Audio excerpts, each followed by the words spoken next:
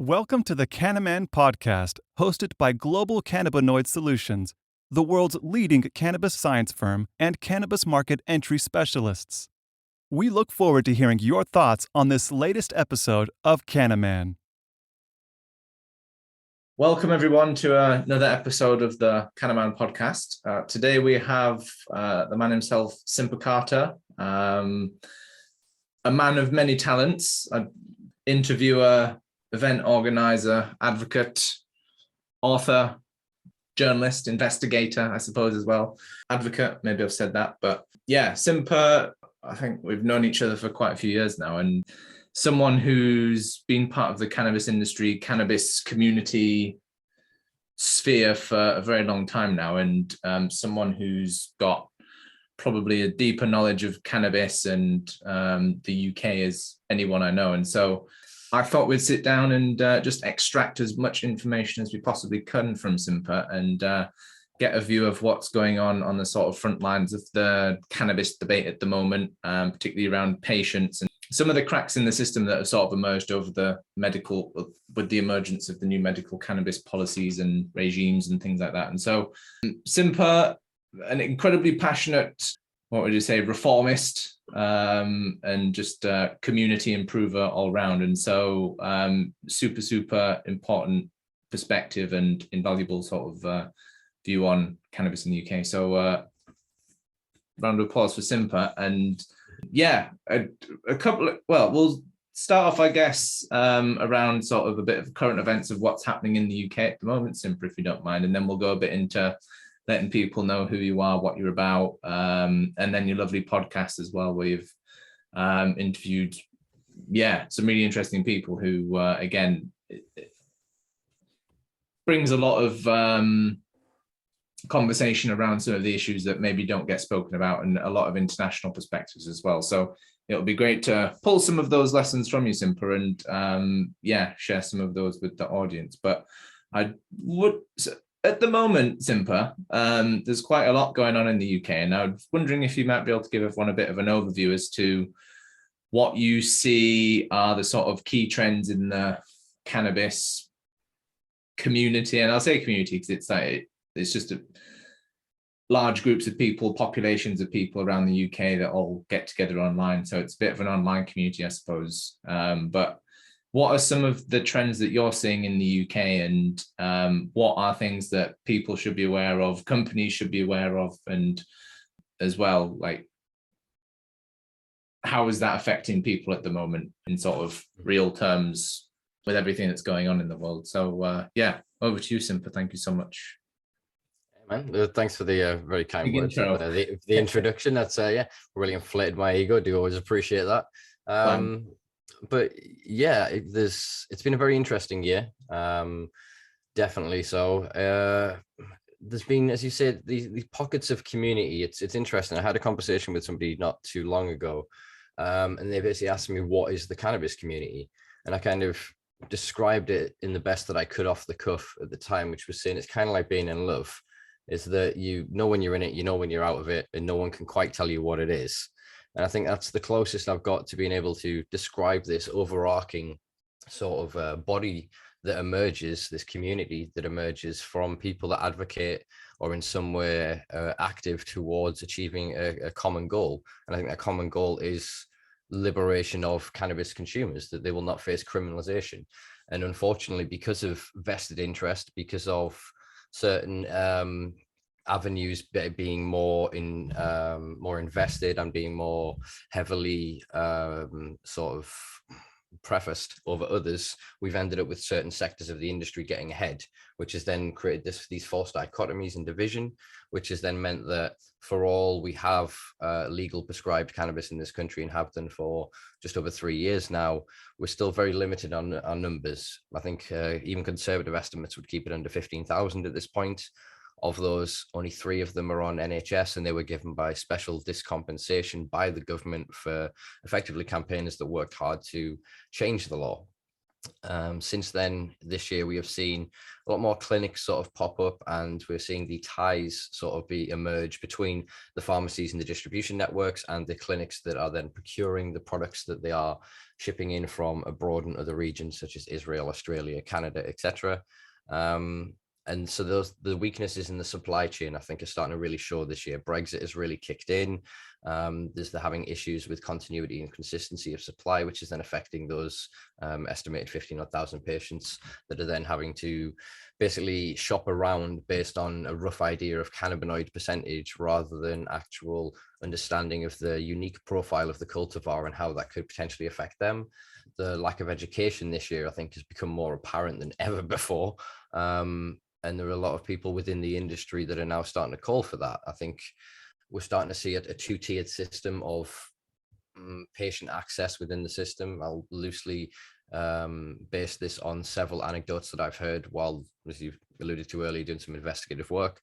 There is a two-tier system seemingly appearing within some of the clinics of the novice patient and the experienced patient, and the novice patient being preferred because they are more likely to take more products at a higher price, whereas the more informed patient that often comes over from illegal advocacy or access from the so-called legacy market, well, the legacy market in general, then they are typically viewed as being awkward or being difficult, that although there is information to be garnered and gained and learned from them, that the experience can often be quite difficult. And I think that this has then meant that some people are hesitant to access this system. We've obviously seen things like CanCard, Medican, or Medican card, I think it's called, or Medican, the one that Outlaw released this year, basically. So there's too many of the close acronyms and that, but basically they're starting to sort of come to a bit more fruition. The police, we're seeing disparities in various regions. So we have something like 45 constabularies across the country, and it's a postcode lottery still. It's the same as it was before under the discretionarily decriminalization policies that were set up by people like Ron Hogg and Mike Barton, that were adopted by several other forces.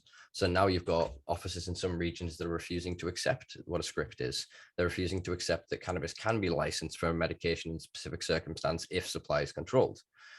The false dichotomies we were speaking of before between patients and the average consumer, I think, are growing, unfortunately.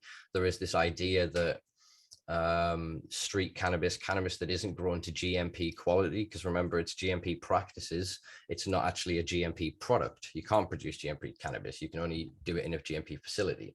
And so the way they sell this image of this is the most pure, the most well cultivated, the best cannabis you can get as an image of the prescribed cannabis, then the illicit market is being painted through the tabloids and the media as stealing electricity, as being full of human slavery and trafficking, kids on bikes stabbing each other, postcode gangs, all of these county lines, all these other narratives you're now seeing in America, which is slowly trickling over here, but not really attaching to our media yet, is fentanyl-laced cannabis, things like this. There's all kinds of issues that we're seeing arise because, in my opinion, we're not asking for the bigger question, which is for the war on cannabis to be over. There are certain swaths and sectors of the society that are seeking to profiteer from the continuation or the creation of Prohibition 2.0, as I would call it. I hope that sort of answers that question. No, thank you very much, Simpa. I made some little notes there on some of the key points that I heard. And I think maybe one of the most important points is like that of division around different elements of cannabis. And with the way that the policy is being approached, it's sort of everyone's being separated and on sort of arbitrary measures into different groups. And so it becomes quite confusing, first of all, because those separations are quite arbitrary, we find, between sort of like, well, what's medical use, what's wellness use, what's recreational, like very hard to define areas. And so fundamentally, the conversation's about cannabis and people. And I think we get a bit, it seems we get slightly over-focused on the minutiae of cannabis and its use, rather than just like, well, look, it's a plant, it's in the environment, how can we sensibly regulate this? We don't necessarily need to carve up the population in different ways, but how do we factor in all of the concerns that are out there? And for a policeman and for a doctor, that's incredibly hard to break down. And when it comes to making decisions, say on the front line and in a policing realm and in a medical realm, you want that clear blueprint, don't you? And so it's just been, there's a lot of arbitrary areas and gray areas where it comes down to, I guess, just having knowledge and the right understanding, or just enough of a big picture view to be able to try and navigate your way out of it, I guess. But what you said about division there, Simpa, and the sort of postcode lottery, could you take us through some of the sort of key challenges that patients and the police are sort of facing? So obviously we've been down the cannabis club rabbit hole, and I say rabbit hole, but it's just like a whole hidden like dark web world of like patients, and again, almost the complete opposite of the sort of government view of, oh, well, look, these are patients, these are consumers, these are recreational criminals, and that's the black market. What we found was that, I guess, that it's just communities and groups of people getting together. People can source their cannabis in whatever way they want, but fundamentally there's that community element to it where, well, look, someone's going to be a patient at a different stage in their life, and being able to connect with other people in a similar position and just having that network of people is sometimes more valuable than trying to sort of recreate that wheel, I suppose, in terms of like clinics and more formal patient groups. I think it, in a weird way, some of that anarchy, and at a certain point you can't legislate for everything, and so like at what point do you start empowering decisions and communities to make their own minds up? And I think we've sort of seen that with the cannabis clubs and some of the conversations we've had with like police constabularies over the years, is that like there's a lot of challenges in there, there's a lot of common ground as well, and a lot of misunderstanding and miscommunication. But like, what have you seen at a policing level that, again, people should be typically aware of, or the things that most people hear about cannabis don't really hear of? So again, what's maybe not a mainstream conversation at the moment? Everyone hears about, oh, well, CBD oils being useful in sports, but no one's hearing about, well, yeah, well, how are the police dealing with that on a sort of front end? Because yeah, again, a lot of arbitrary and quite vague separations. What sort of lessons and trends have you observed over the many years as well in your experience?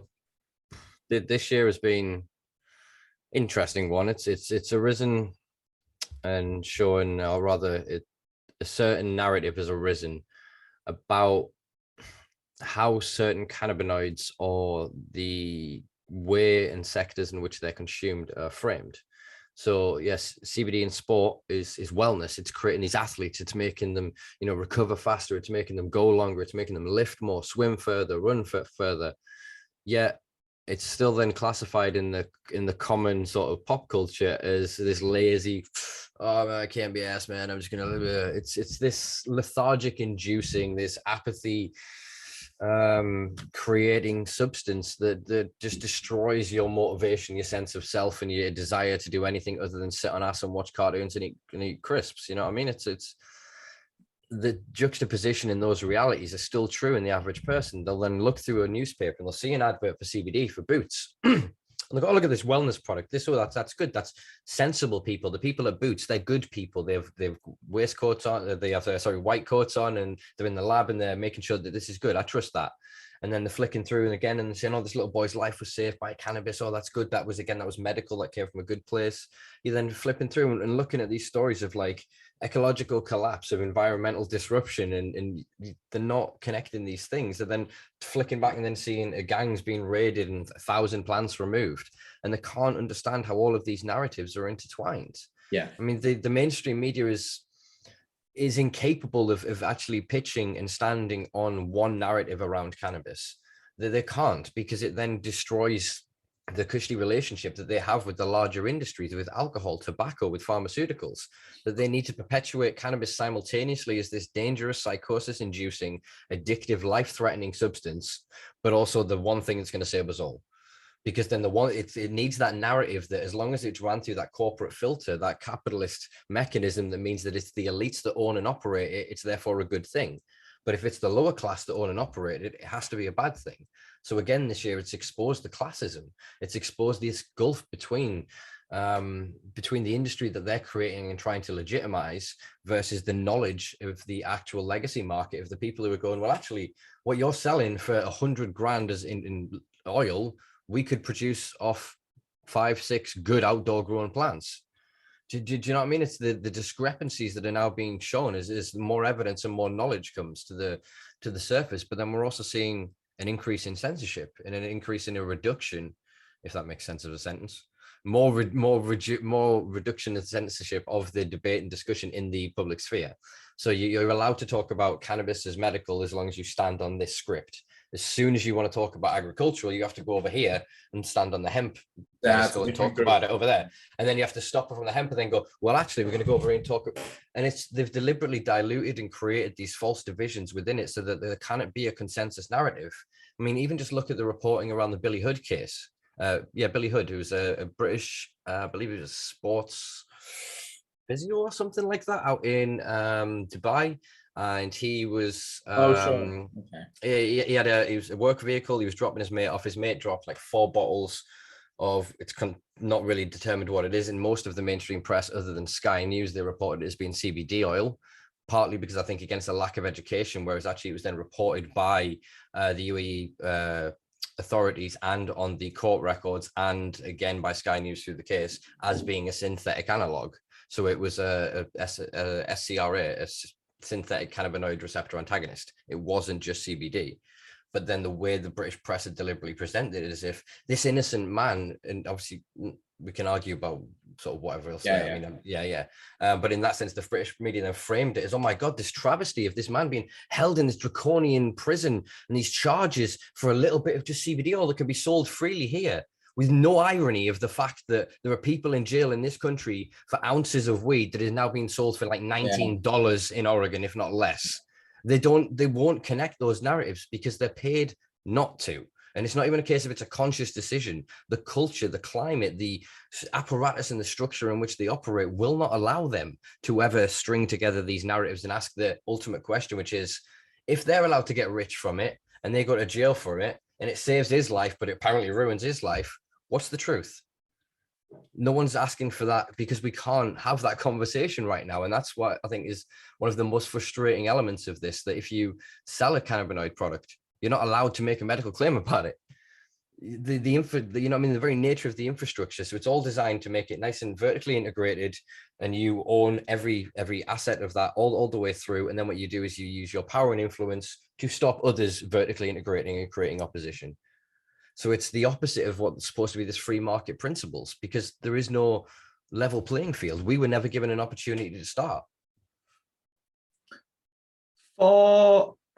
It's a bit of a strange paradigm, isn't it? Because again, like that, this is really what this podcast is about, is like trying to connect those dots together, because like we see it every day, like what you read in an article or what the average Briton hears about in the media about cannabis is so far removed from what you or I hear in the day-to-days of being in the cannabis community, industry, whatever.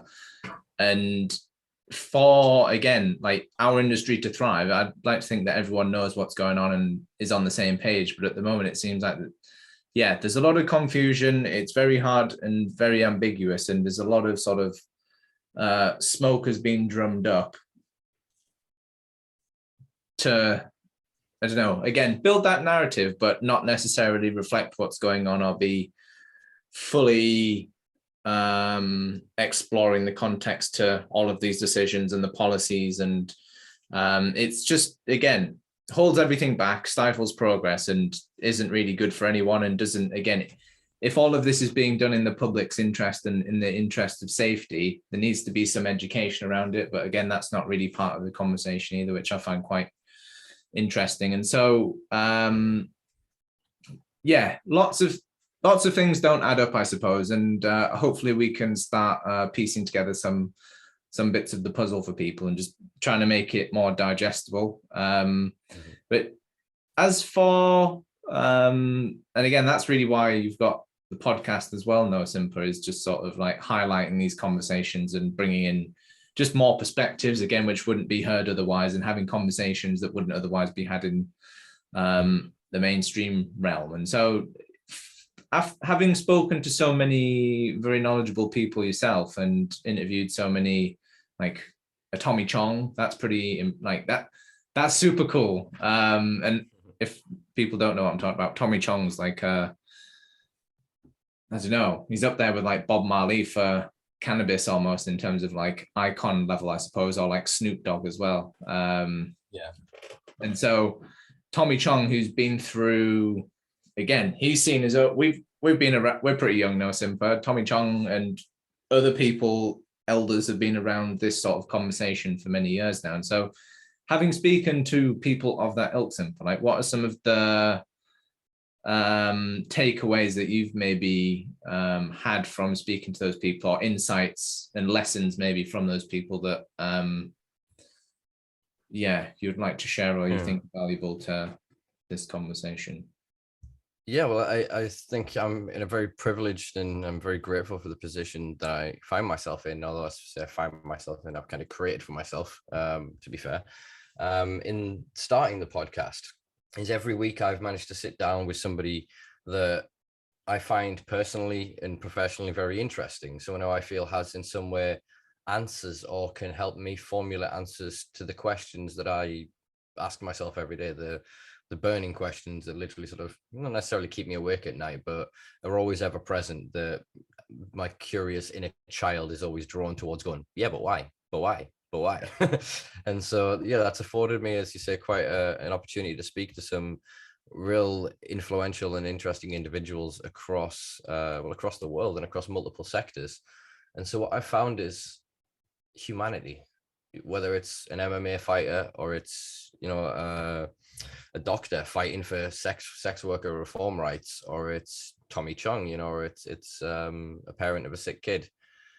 They're all human beings fighting against a system that they can't quite articulate, they can't quite conjugate, they can't quite like bring into function and go, here's the thing I'm fighting. We can wake up each day and draw another piece of it as the fog and the Maya moves. We know there's a monolith behind the clouds. We know there is this ever-present wall of that imprisons us. But in these conversations, I've seen that it doesn't matter where you are in your so-called station in life, your position, whether that be class, race, gender, ethnicity, that humanity pervades. And I think that everyone I've spoken to in this, privately, publicly, professionally, and under contract, they all have the same concepts. And it is that this isn't working. This isn't going to work. There's a handful of them benefiting, and it isn't going to be us. And I've heard that from people that are already multimillionaires, people that are potentially going to be billionaires regardless. And they're still saying that this is wrong. There's something not right here. And when that many people can allude to the same thing, it gives me a certain sense of comfort, I guess. And that's what I found in this, is that I find commonality and I find community with everyone I speak to. I sit down for a couple of hours with them, and then afterwards we take it off once, we pause it, we have a good 10 minutes, you have a chat, and you share that experience, the high of that interaction. It's like it's almost like a pseudo sport. Do you know what I mean? You sort of train for it, I guess, by learning and being aware of subject matter, and then you go into this this conversation fully aware of the fact that somebody could challenge you in any which way, and it's strengthening your sense of reasoning and your sense of ability to articulate and to really convey your point to another human being.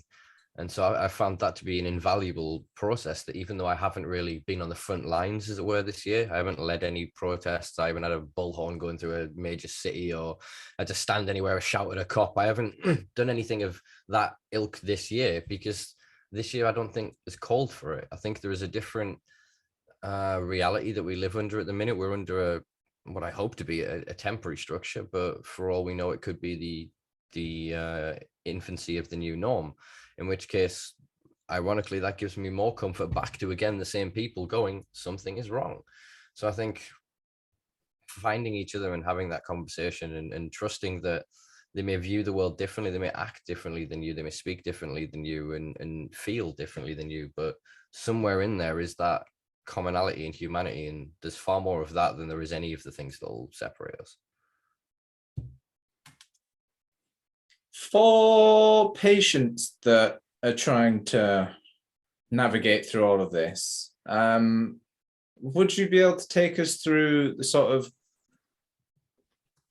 medical process at the moment for how someone goes about accessing cannabis? I've spoke like in other videos, and as we go, we'll speak to some like prescribers and things like that who are actually giving out, like are actually having to deal with this as well. But as you're like pretty well entrenched in the patient community, and I say the patient community, it's just like, I was going to say I'm more entrenched in the cannabis community, but I do have an affinity for the patient community because I want to see them get safe, regulated, fair access. I don't want to see them screwed over. I don't want to see them in power and pay to build a new prison for themselves, in which they will not be allowed to explore alternative options other than what they are told will help them. And if it doesn't help them, they're forced back to criminality.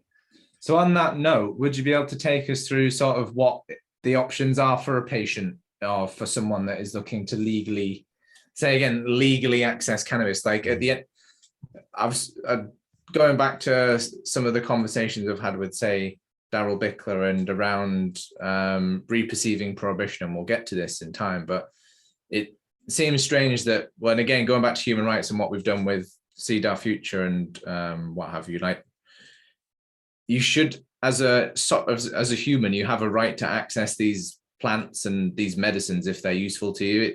And you're not like morally wrong for trying to access cannabis. Bodies are naturally aligned to it, and it's not something that you should have to bankrupt yourself in order to access, in my opinion. And again, this is something the UN's highlighted as well. Like you have a human right to access these medicines to health, and some of the structures that are in place at the moment in the UK are really holding back those fundamental rights on, maybe inadvertently stepping on some of those lines, but it's making, again, for the average patient, it incredibly difficult and putting them in difficult loops to be able to get their hands on these products. And so again, Simpa keeps sort of rehashing this, but what are the options for a patient at this point in time, moving into January 2022? What are the options for a patient to access cannabis? Well, yeah, I think that's a better reframing of the question. So I suppose then, you have two avenues to explore there. You have the legal, or I'll sort of air quote that, legal route, and the illegal route. So let's explore the legal route firstly. There is a sort of pseudo protection that is sort of created by a kind of supposed discretion that has been created by CanCard and others. Although CanCard are the only ones that have made the claim to have spoken to all of the constabularies and have an agreement with their heads of forces, that if you are then in receipt of this card, it means that you have sent off to this organization, who have then contacted your GP, got access to a summary of care note, which is basically all of your active conditions, check that you have gone through with previous interventions, therapies, treatments, to legitimize then your access, and then you can be basically given afforded this protection, which is supposed to work as a tacit discretion, that if you are then stopped under possession, all of that rhymed, sorry about that, guys. If you're then caught under possession, that would give the police officer enough discretion to kind of go, well, actually, we actually should leave you in receipt of what you've got, or even take it off you, but not then give you a citation, not in any which way fine you, give you a summons or a criminal record. That, again, seems to be postcode lottery massively, and I'm not going to jump too much into that because I don't want to create any controversy around it, but that is the system sort of that's been created there. The other route is these private clinics, which then the clinics are linked to a pharmacy or a distribution partner. And so the clinics hire in specialists and people that can be prescribers for cannabis for certain conditions. They then run through a series of protocols. Once you've gone through the consultancy phase, as long as you meet the criteria, you can then be offered basically a list of prescribable products.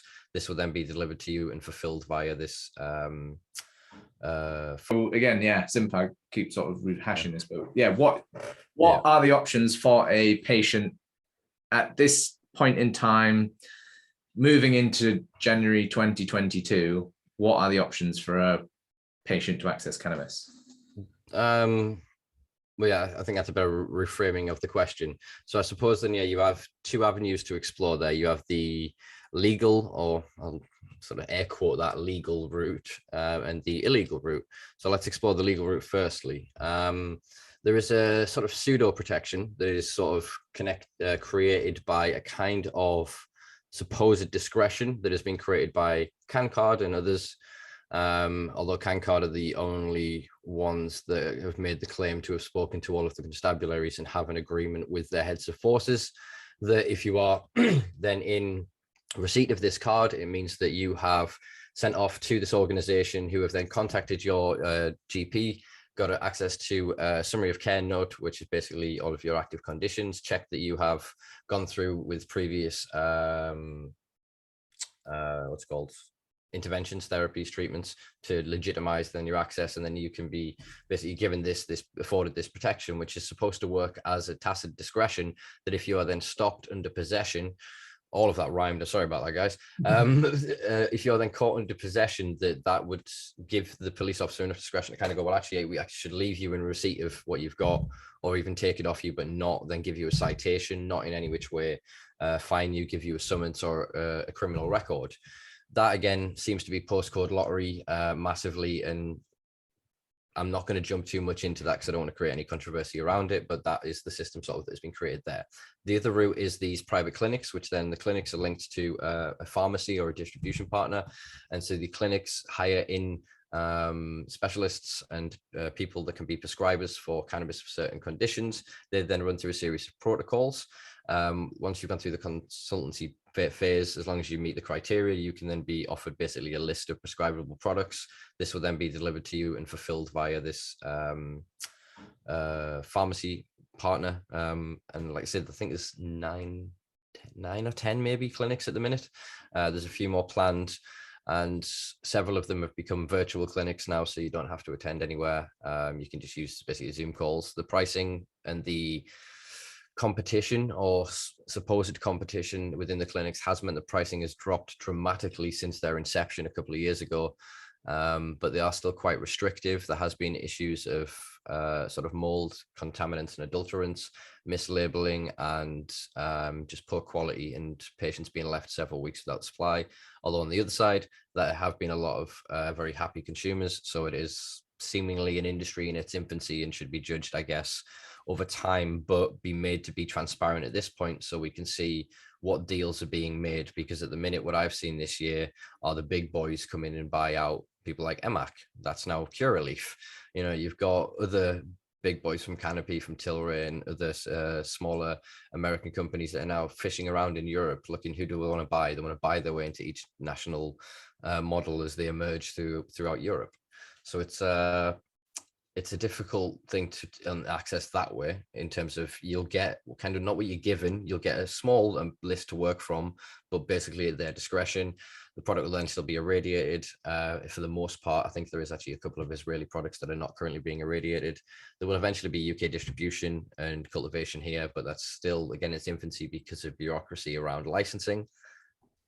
But yeah, the other side of this is the illicit side, which is you get literally the kid on a bike at the end of the street, but you don't know what that is. You don't know what you're paying for. You don't know how that product is being procured, whether that has come from a warehouse grow and scrupulous practices. You know, has it been left with mineral salts? Has it not been flushed? People use petrol-based fertilizers and pesticides on it? You know, is human slavery and human trafficking being involved in it? Violence through gang distribution? You don't know any of this. You can then obviously cultivate at home. You obviously risk a much higher charge for a cultivation charge than you do for possession in the UK. But this is, again, postcode lottery. Some regions in the UK, they could come through your door with 12 plants, never hear from them again. Some places they'll come through you for having 2 plants, and you'll be dragged through the courts for 2.5 years, and you'll be in the paper every day, and you'll have your life smeared, and you'll lose your job. And yeah, it's a crazy system. And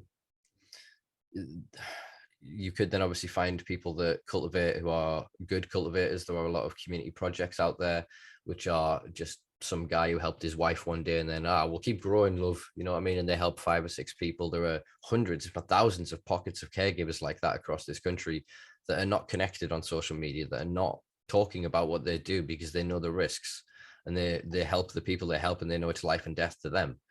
And yeah, you'd be surprised. There are people growing on most streets in this country. It's relatively easy when you know what you're doing, and as long as you're smart, you can stay under the radar and avoid detection for decades ultimately. Key after key after key to international markets. So this is all we're doing, is we're not benefiting the local areas. Whenever you create a legal space for the licensing and whatever else, you create a discretionary and equally powerful unregulated criminalized market. And that's only ever going to continue to happen. That's just cause and effect. The only way to stop that, which is what I think Malta, Italy, Luxembourg, and a few of the European countries are trying to look at right now, is they want to get ahead of the curve. They want to somehow stop the next wave, because Prohibition 2.0 is global legalization of drugs. We'll still go to prison. We'll still be fucked. We'll still be fined and chased. Sorry, I don't know if I can swear there. We'll still be sought after and criminalized and demonized because we don't fit into their model. We won't stand there and accept their name. We won't have our culture erased and our history taken from us. We won't be told that our heritage is a lie and that we're a heretic against this new form of societal deity. You know, it's ridiculous. I won't kowtow down to the authority of a system that has already tried for 33 years to bend me and break me. I'm not now going to go, well, they're the same ones that are going to give me my freedom. And I'm not necessarily talking about revolution and destruction of the system. I'm talking about true reform. And we'll see reform when the boards of these cannabis companies are not 5 or 6 middle-aged white guys that are already multimillionaires, when it is community leaders, healers, when you recognize the same names you've seen in activism and advocacy for the past 20, 30 years, when they're the ones who are given advisory positions and they're on, like I said, these boards, and they're helping to inform these decisions, that's when you'll know that we're at least moving in the right direction. The fact that the people who now own cannabis, before it was in some form legal, didn't have our backs, says that they're not here to have our backs. They're here to make money from us carrying the weight of their Prohibition 2.0.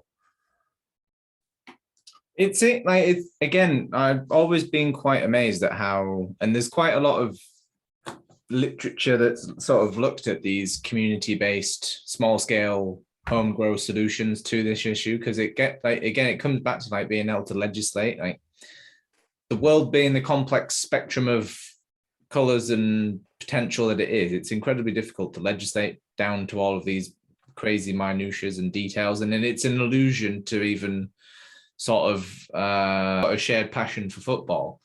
It's not government mandated. This is how you set a football club up, and obviously there's drinks charges and fees like that, but it's not government mandated.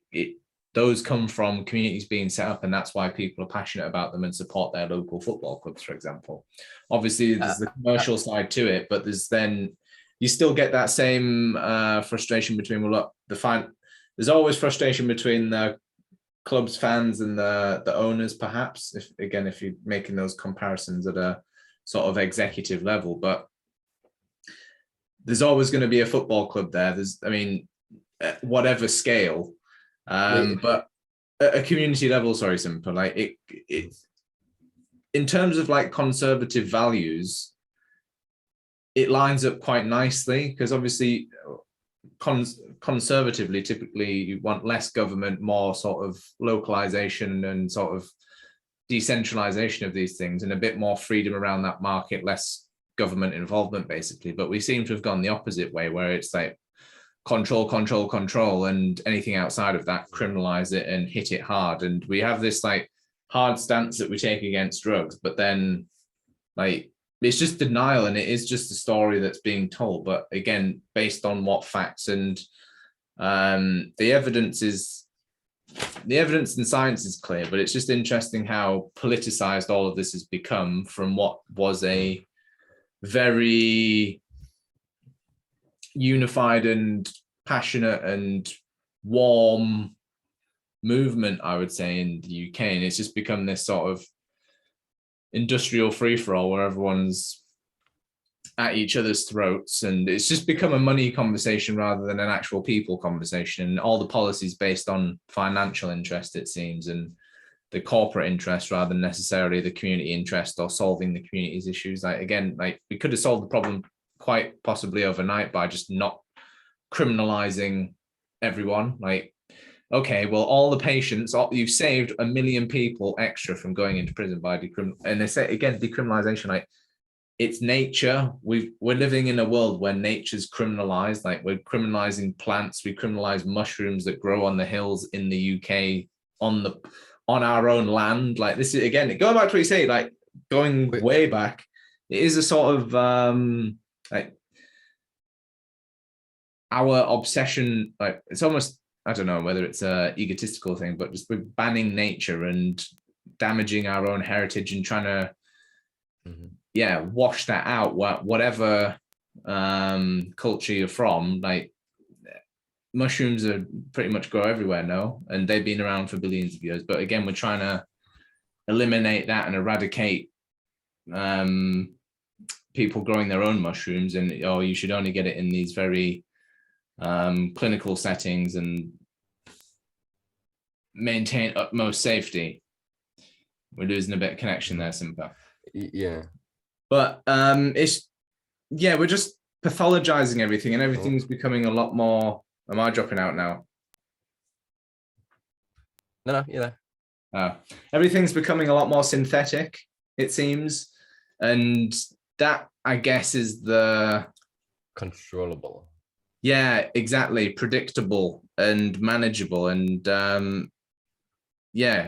just who's it really benefiting at the moment? I think we've come to the conclusion that it's not really patients that are benefiting. And how can we and how can the cannabis industry do better? How can people, again, there's a lot of passionate people in the cannabis industry as well, who I hope will connect more with these conversations and not forget that a lot of, like, there was a time before it was all legal and we were all on the same side then. We all wanted a sensible approach to cannabis, whereas the one we've got now, I think, and having spoken with a lot of the companies on every side of the border, like, I don't think anyone's particularly overwhelmed with the progress that's been made or how well our government's adapted or the measures that are being put in place to protect patients. I don't think patients would be particularly impressed either. And I know for a fact the mothers and the families of, say, the epileptic children are absolutely furious with the lack of progress that's been made.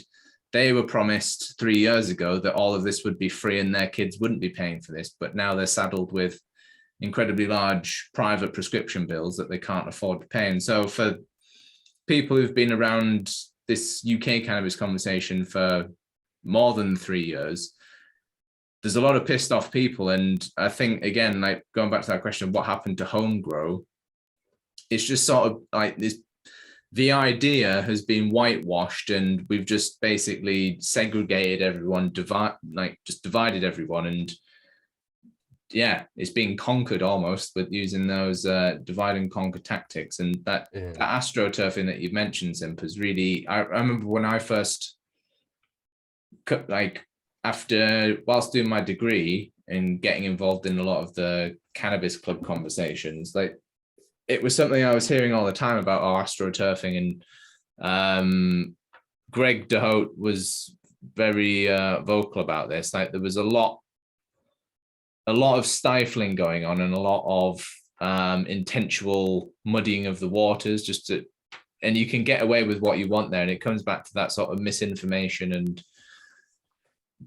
confusion. You can get away with a lot in that sort of scenario. And so for those who've been part of this cannabis conversation, for the more than since longer than 2019, there's an incredible amount of frustration there. And there's a massive, I think, the reality is, where are people going to consume these drugs? At the moment, people are having to go home and just do it on their own in isolation, really. But at a community level, not just at a clinical level, but like, you can transfer a lot of that good, and there's been demonstrated to be a lot of good from these sort of community-based strategies. And we don't need to medicalize everything. We don't need everyone to be scrutinized to the nth degree. Like, you can God forbid, make your own decisions and give people options as to how they want to progress, not these binary, well, look, here are your options. Well, you have no option. You're either a criminal or you're paying us money, or you're buying over-the-counter products that we're poorly educated on. And so, again, it's not really helped anyone. Patients are still confused, don't know where to go. It just means that there is an option for them to pay if they do want to get involved. But I mean, we're getting quite cynical here, Simpa, but it's just, I guess we hear all the time how wonderful the cannabis industry is, how wonderful, and all the money that's going to be made off of the cannabis industry. There is an expense at the moment, and there's a lot that's being overlooked. And the patients that Simpa and I speak to every day, and the companies that we speak to, and different levels of community member, councillors, mayors, whatever, policemen, there's so many cracks in the system that our community are falling foul to, that we're just doing ourselves a massive disservice in the pursuit of short-term financial gain, that we're just missing out on all of the long-term value and the community that's around us, and the things that can be built with that community. So it's again, quite an abstract conversation, but I think I do like to think that going back to that sort of division, we are trying to connect some of those dots for people who maybe don't have that, who are new to the conversation, want to understand more. And again, a lot of people, whether it be Americans or Brits, they want to know, well, look, where are the people that want to grow cannabis in the UK? They've just been disbanded almost with these new laws. And yeah, what there was that safety in numbers, whereas now it seems that that's been sort of broken up. And again, particularly with COVID, you can't get to events anymore. You can't gather around and communicate and connect with people. Obviously, Product Earths and Paradise Gardens and other wonderful events have broken through that. But for the most part, these community events have been stifled. The community conversations have been stifled, and the patient conversations have been stifled. And so again, it comes back to more division, and that's holding back a lot of the progress, I would say. No, Simpa, that like, again, we've gone back, we've reverted almost to that sort of new sort of prohibition where, well, if anything now, it's probably worse, I would dare say. Yes, cannabis is more accessible, but for the average patient and grower, like, you're put in more of a difficult position now, I would say. Like, obviously there are ways to get access, but it's incredibly, incredibly difficult. And for the vast 99% of the population, it hasn't worked, and you're all still criminals. So it's, like, it's not really done anything. It's just made some people quite a lot of money and opened up a new slice of private medicine. But it's just disappointing, I guess, from a research perspective, as to how poorly this is all being diced up and implemented. And again, how all of the problems that this was meant to solve haven't really been solved or touched upon.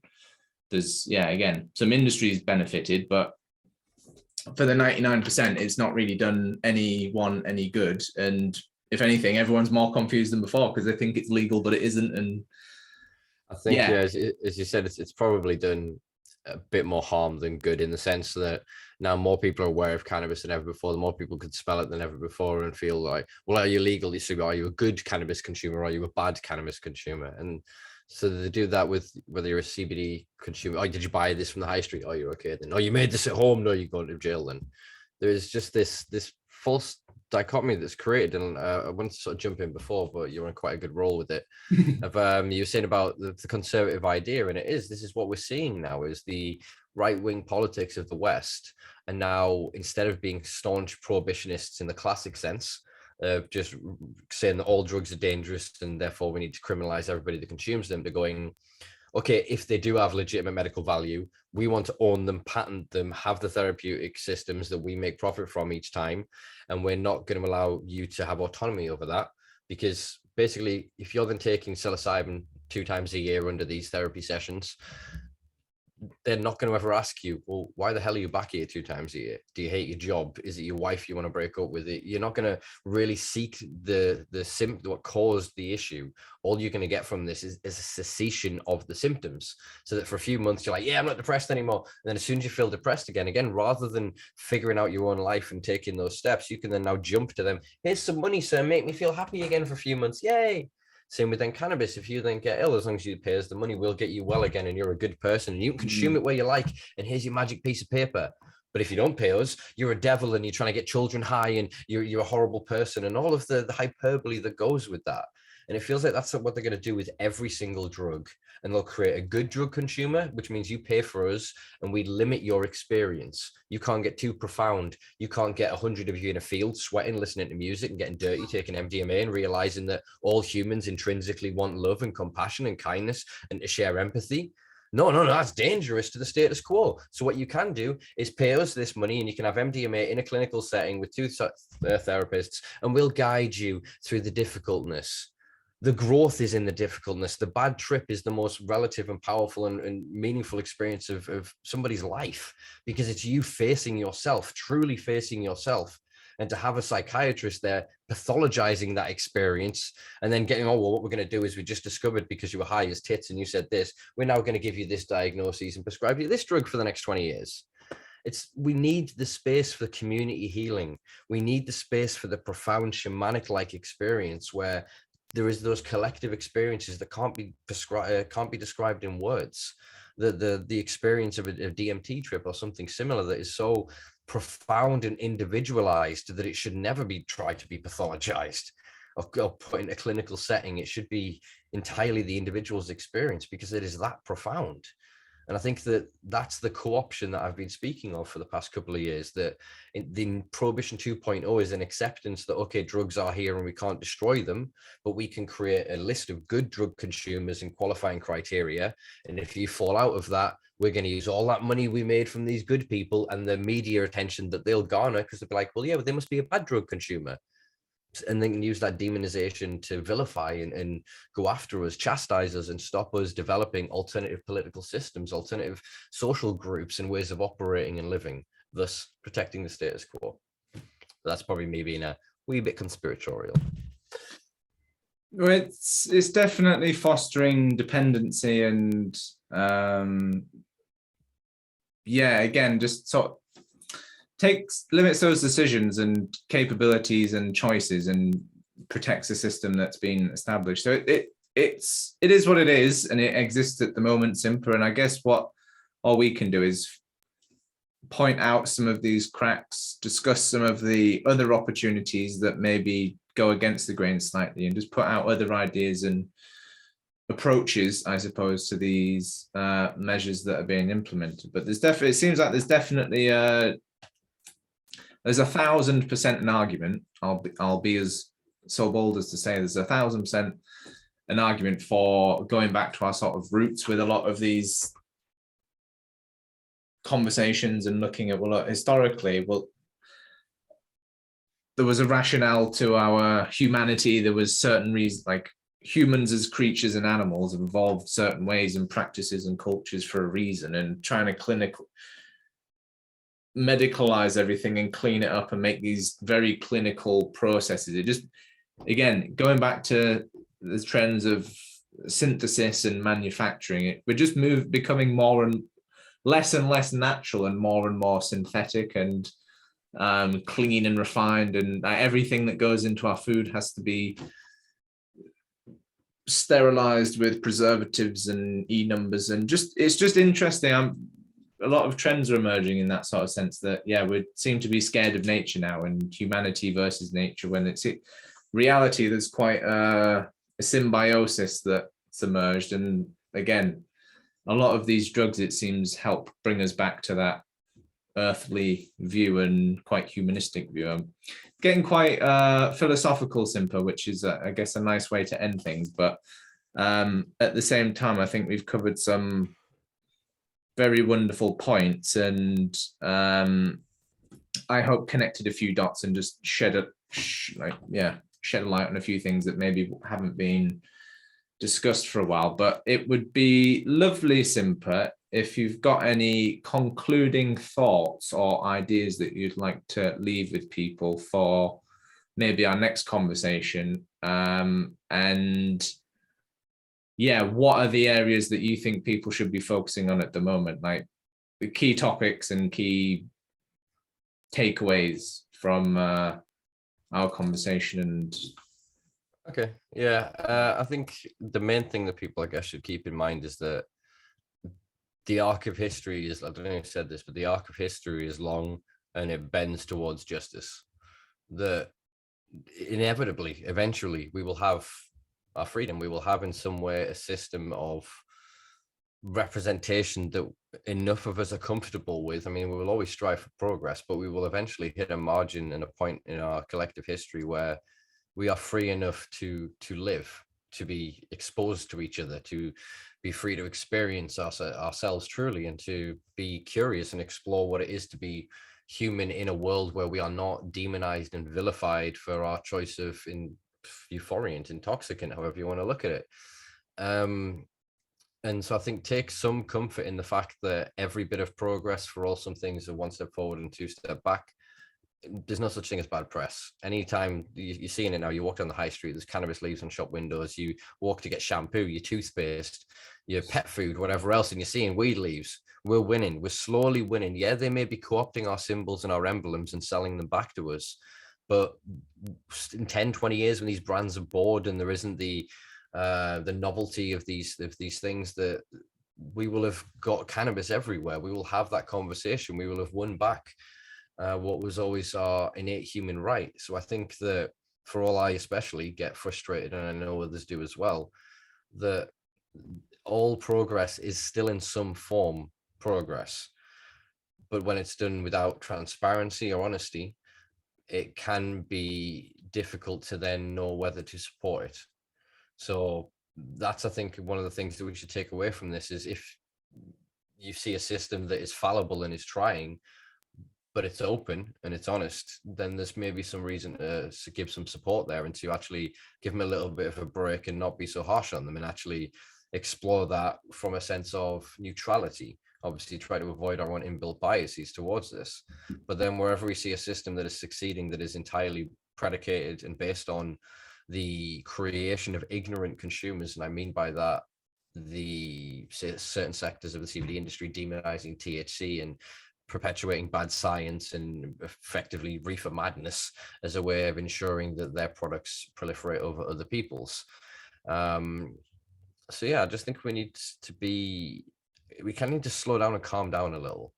We're in a very hyperbole world at the minute. Everything is these two binaries, this false dichotomy and this cavern between, when it's not a cavern, it's a bell curve of experience. And the majority of us, remember, are here, but the people that are shouting the loudest are on the opposite ends of the other. And we have to find that humility to, when looking at these things, to, yeah, there is conspiracy and there is collusion and there is cronyism and corruption, but not necessarily everything is a big bad evil. Some are actually good people. I can't, and I'm not going to, I suppose, for legal and personal reasons or whatever, going to name anybody. But there are some good cookies in this jar. You know what I mean? There are some people actually trying. And I think, unlike the apples in the barrel analogy, a couple of raisin cookies ain't going to ruin it for the rest of us. I'm just showing my prejudice towards raisin cookies right there. But you know what I'm saying is that I think that actually then that honesty, that transparency, that humility, and having that conversation with others and actually accepting that we don't know everything. We have our experience, our knowledge, and the culmination of our history and our heritage. But us coming together is where we get the answers. It's in that discourse, that debate, and that decent this kind of precisely.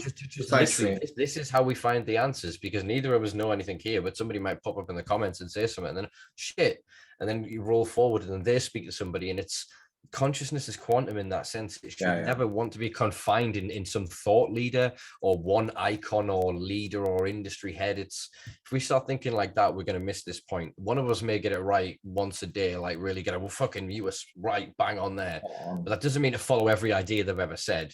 Do you know what I mean? A broken clock is still right twice a day, so we need to be mindful of all of our interactions in this world. And I think that if we can cultivate that kind of response genuinely in life, we'll all be a bit happier, and we'll all be a bit more well-adjusted and able to see through the bullshit rather than allow it to consume us and end up fighting each other because we've been given scripts from somebody we don't know and we don't quite understand. No, thank you, Simpa. A message of community again, and sort of connection, and just like being aware of some of the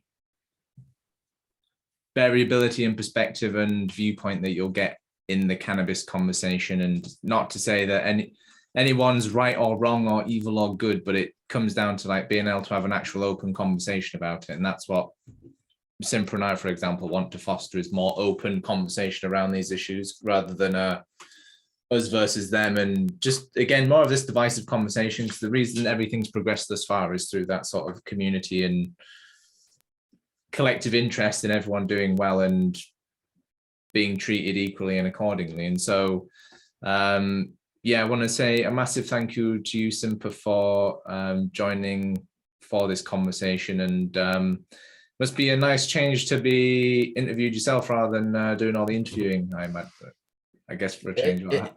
It is, yeah. It was a bit weird. Like, there was a point I was going, crap, I need to think of a question. I'm like, don't. I'm responding. It's fine. And just sat back. It was like, yeah, it was good. I really enjoyed this. So thanks, man.